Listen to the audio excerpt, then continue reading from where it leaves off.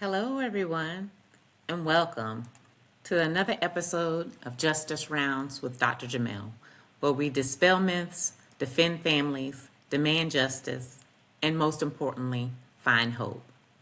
This is a special episode where I'm tackling current events, and woo child, there's a lot to discuss. I'm Dr. Jimmell. I'm a board certified pediatrician and obesity medicine specialist. I'm a mother, I'm a wife, and I am here to talk to you about things that are heavy on my heart, just weighing me down, thinking about. I'm grateful that you're here with me. I'm glad that you're tuning in today. I would suggest that if you like this content, that you would share, like, and subscribe to my YouTube channel, Justice Rounds with Dr. Jimmell. And we're going to get and dive into this packed episode. We're going to discuss everything from new vaccine schedules, the food guidelines, to the future of public broadcasting, and the ongoing fight for justice and peace. So let's get started. Dispelling myths. Let's talk vaccines and food. I don't know why I have to continue talking about these dispelling myths about vaccines, but it has been something that I've mentioned on several of these episodes. But let's clear the air on a couple of these topics that have been causing a lot of confusion lately. Vaccine schedules and the new food pyramid. I did a whole episode, if you recall, episode number 2, on the misinformation and disinformation surrounding vaccines. But let's discuss this new vaccine schedule put out by the CDC. I think I should let you know up front that as a pediatrician with 20 years of experience, I have always recommended vaccines. I was fully vaccinated. Both of my children are fully vaccinated, and they got their shots on time as recommended by the AAP. Have I seen adverse effects from vaccines? Yes, I have. But let me tell you, they are a rare occurrence. So first and foremost, let me say and reiterate that vaccines are safe and they save lives.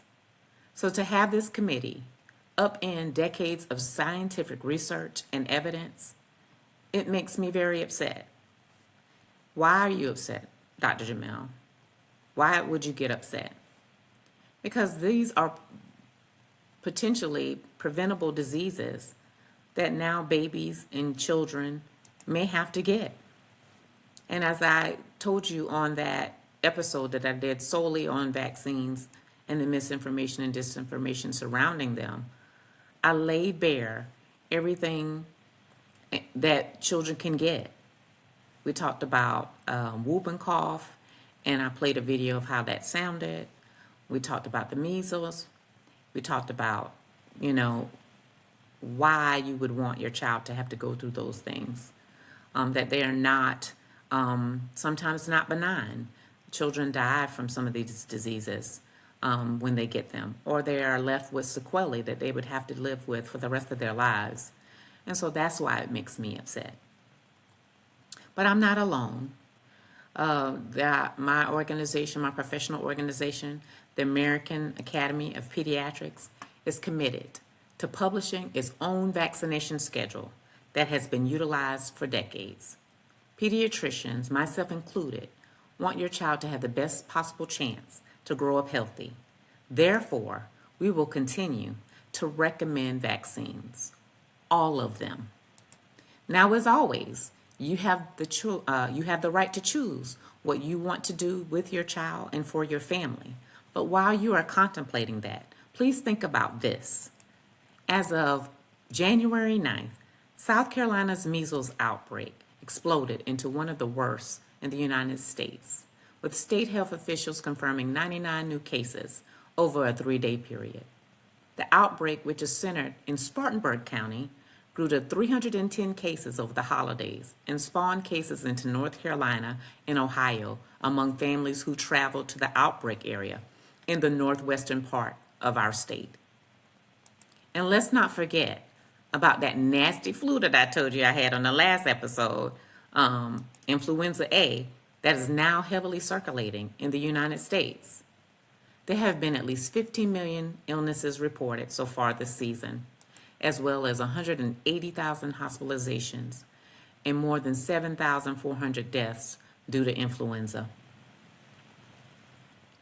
And so, can you still get your flu vaccination if you so choose, or are concerned right now about the heavy, high activity of the flu? Yes, you can. You can still get your influenza or flu vaccine. Sometimes it's difficult in the middle of such high activity to get the benefits from it because you are around people that you may not know already have the flu. And so one thing to know is that it takes 2 weeks to build up your immunity and antibodies to fight the flu from the vaccine. So if you get the vaccine in the middle of, heightened activity, you may not get the full benefit because you may get exposed and then sick before the antibodies have had time to build up. And so that's why we usually recommend getting the flu shot. I get mine in September, late September, but early October is when we typically recommend that you get it so that your body will be ready to fight if it's exposed to the flu. So, but you still can. The flu vaccine is made up of different strains. It is based on an educated guess that scientists and researchers do every season.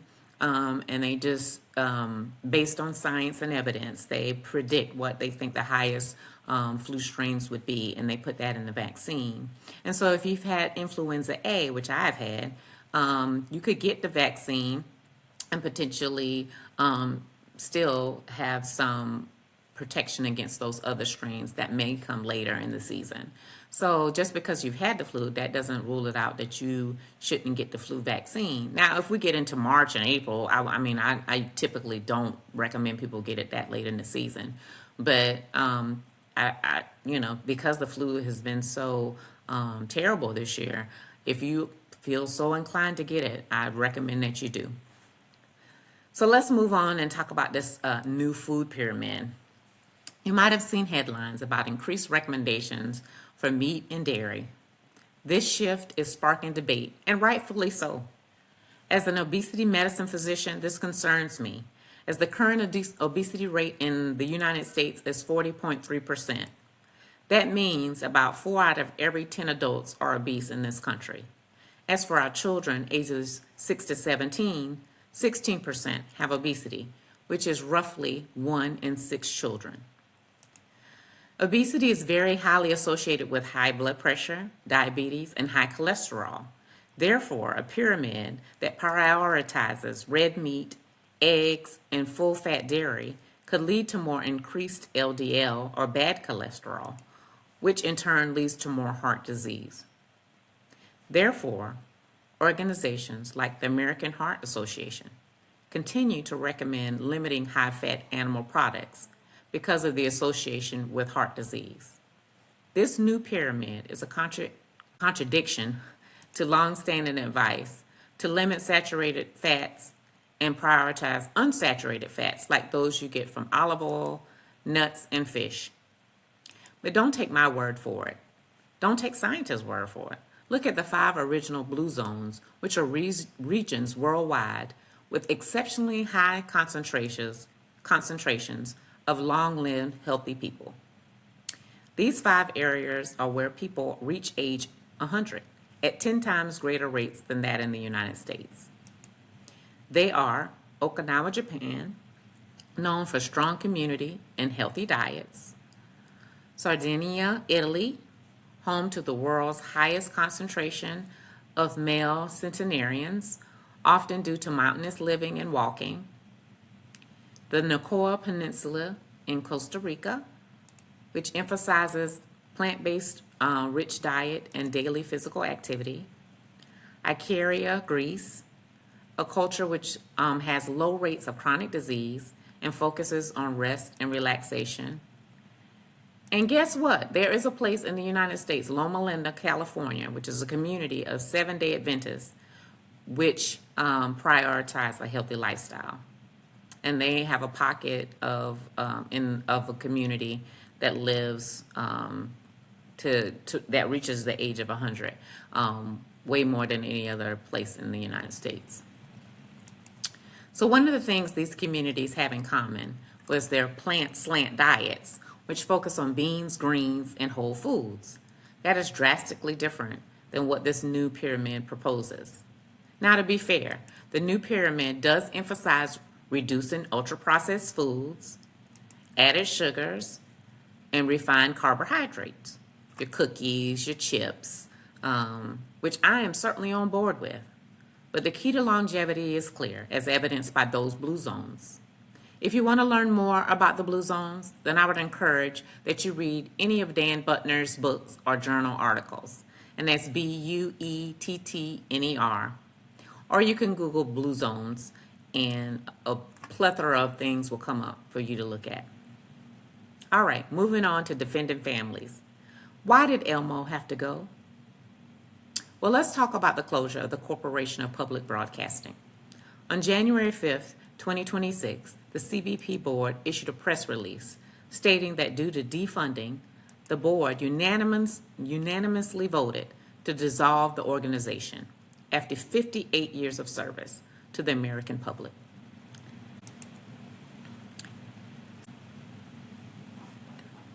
CPB was the largest single source of federal funding for over 1,500 local stations. The closure jeopardizes local news, educational programming, and public safety services provided by stations like PBS and NPR affiliates. For decades, public broadcasting has been a lifeline for families, especially those with young children. As a 70s baby myself, Sesame Street and Mr. Rogers' Neighborhood were shows that we were actually allowed to watch on television growing up. When I started having my children, my oldest son watched Sesame Street, but we added shows like Barney and Arthur, while my youngest still enjoys Sesame Street, which is a testament of how that show stood the test of time. But along with Sesame Street, also added Daniel Tiger's Neighborhood and Caillou. And he didn't really watch it on TV, he watched it on the PBS app. Sometimes he watched it on TV. But anyway, that just shows you how the times have changed over the decades. But Sesame Street still was a staple. This children's programming and unbiased news programming have shaped generations, providing free educational content and trusted reporting. The loss of this institution means fewer accessible resources for families who rely on educational TV and radio. It also threatens the diversity of voices and viewpoints in our media landscape, making it harder to find news we can trust. We must advocate for alternatives and hold decision makers accountable for supporting inclusive, unbiased information for our children, families, and communities. Demanding justice, unnecessary loss of life, and unnecessary use of force. Justice isn't just a concept. It's a call to action, especially when lives are lost. Today we remember Dr. Jimmell Greensmith, a beloved certified nurse midwife in South Carolina whose dedication to mothers and babies touched so many lives. She participated in more than 300 births, ensuring that mothers, especially Black mothers, had good outcomes for themselves and their babies. Dr. Greensmith developed severe preeclampsia, which is a very serious condition that increases blood pressure, causes protein to accumulate in the urine, and can lead to other organ damage.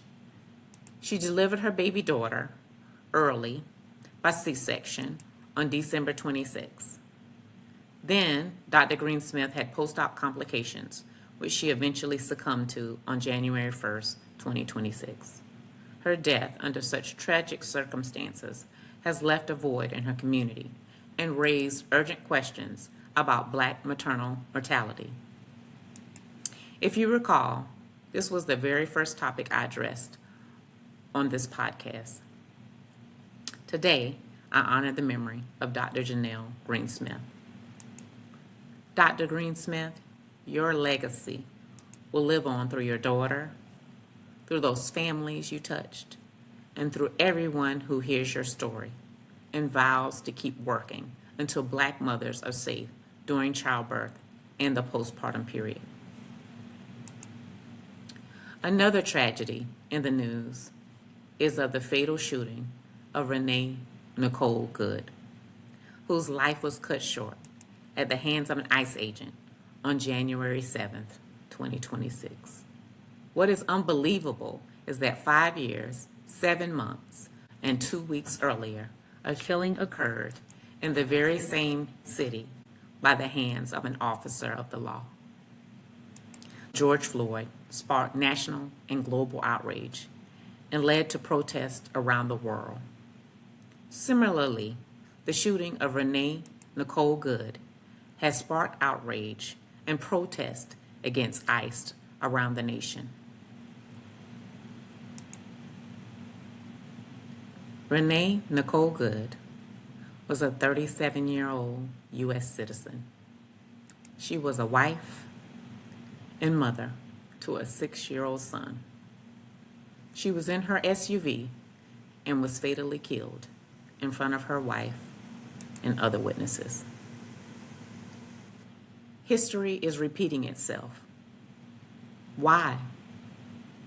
Because we refuse to learn. We have forgotten the golden rule, which is, do unto others as you would have them do unto you.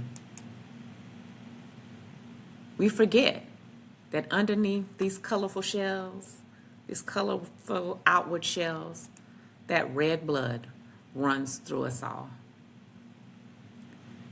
We forget that that red blood is pumped by our hearts, which is supposed to be filled with love.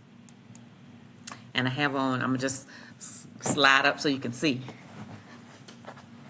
I have on my heart shirt today in honor of these two women that we've lost so soon. Where is our humanity? Where is our love for each other?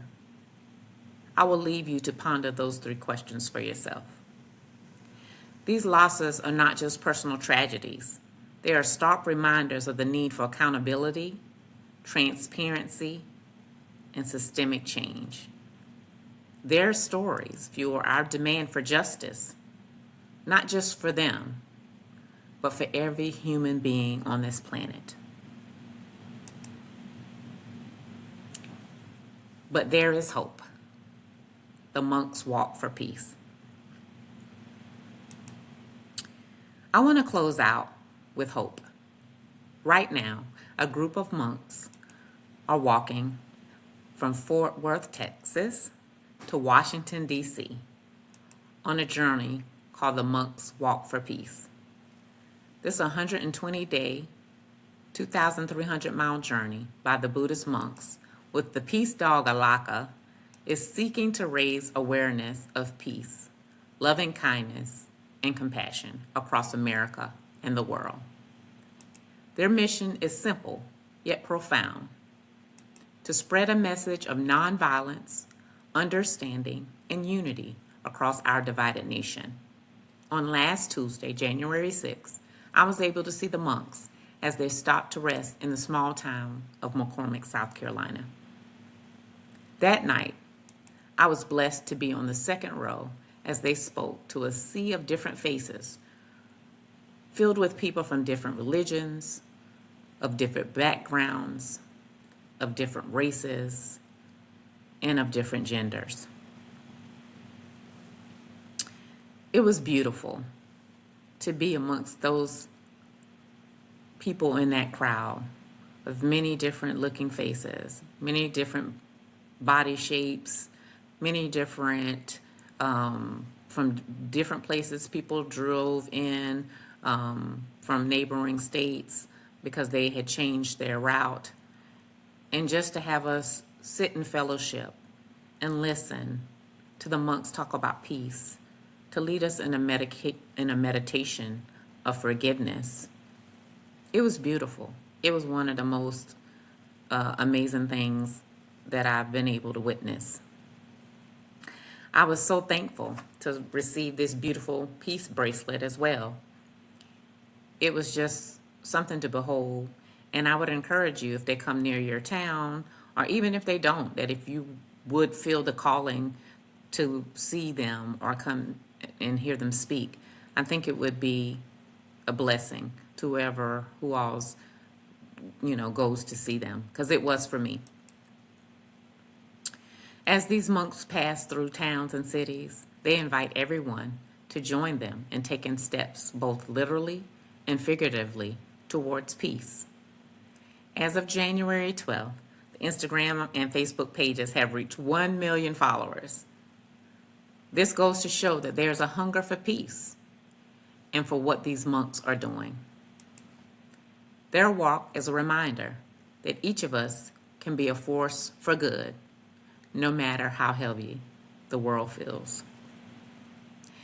As we wrap up today's Justice Rounds, let's hold on to both the hard truths and to the hope.